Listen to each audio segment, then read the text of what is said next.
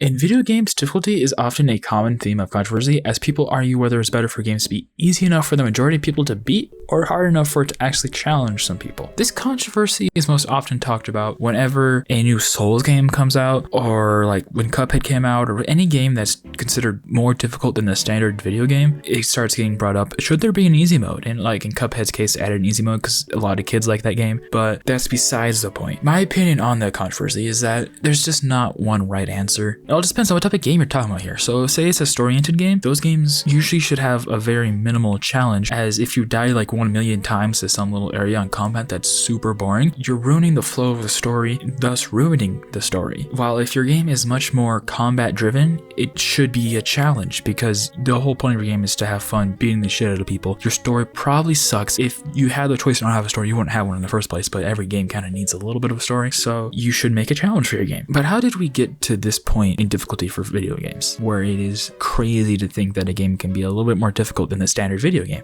Well, that's the question I hope to find on this video. It's up to you to figure out if I do or not. But to do that, I'm gonna go back to some old games. And when I say old, I mean games that look like this. A lot of games in this era were short, as you couldn't save. So to compensate for the lack of game length, developers would try to make the games a little bit more difficult so people would spend more time playing the game and not realize how short the game actually was, but still be able to beat it in one go. If you go back even further to about the same time in history, you have arcade machines, which were made hard so that you'd spend more quarters. You can see this in some of the most popular arcade games, such as Pac-Man or Galaga. It might be super easy for the first few levels, but eventually the game's gonna start getting harder so that you die and then you spend more quarters. Both of these phases of gaming eventually kind of died off or just weren't as popular. Then once you get to the 90s and 2000s, saving starts to become more prevalent, so the length of games increases, which doesn't always mean the games got easier, but what it did mean was there was a lot of filler to extend the game's length. Most common methods of this were adding some unnecessary cutscenes or collectibles, boring filler stuff. Not only did it add filler though, it also came with the ability to choose what difficulty you wanted to play, which is fine, but there's something to be said about just making the game one difficulty, like in a game such as Elden Ring, where there is no choice of what difficulty you're going to play. It's just up to you to learn how to adapt to the game's bullshit, because it's just not going to change for you. This isn't even the end of difficulty in video games though,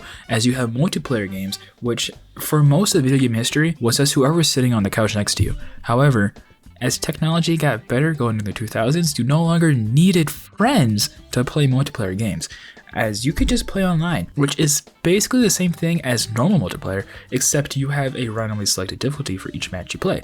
As one game you could be absolutely destroying, while the next one you could be the one that's getting destroyed. Of course, you can always go into different genres as well, which is what I was totally going to do, and try to find a different challenge in that game. But instead, I'm going to make this Nikki Jakey inspired graph. So as you can see with this graph, you have 4 categories: challenging but fair, easy to learn but hard to master, bullshit, and multiplayer. However, only 3 of these categories ever overlap, and that is because, in my opinion, while at the core of multiplayer experience, the game might be fair, once people actually get their hands in the game, it starts to become not as fair. This can be because people are using cheats, which obviously is not fair, or because of Smurfs, which, while are slightly more accepted, is just not really fair to people in that actual rank. Moving past that though, using this graph can help decide what type of difficult game you are playing, which is really necessary in your everyday life. Trust me, you're gonna need to know this. The first example I want to use is Elden Ring. The core mechanics are easy to learn, but knowing when to dodge, parry, or attack can be kind of hard to master. There's most definitely some bullshit, but at the end of the day, the game is still mostly fair, so it lands right here on the graph. Then you switch up to the other side of the graph with a game like Valorant, where it is very clearly multiplayer. That's like the entire point of the game, is to be playing with other people online. It also definitely has some bullshit, and it also has a bit of that easy to learn but hard to master category, as the core of the game is super easy to understand, but mastering things such as agent abilities, movement, and aim can take years. The last example I'll use is Skate 3. Skate 3 for me counts as a multiplayer game, as there is a multiplayer game mode, but it also fits under easy to learn but hard to master, as skating around and doing an ollie or kickflip are really simple, but doing something slightly harder such as a Superman will take time to learn, though not as much as say a game like Valorant would to master. Now I think that's about everything I wanted to talk about, so back to the question at hand: how did we get here? I don't know. I have a lot of things I just talked about, and I can't really find the meaning in any of it,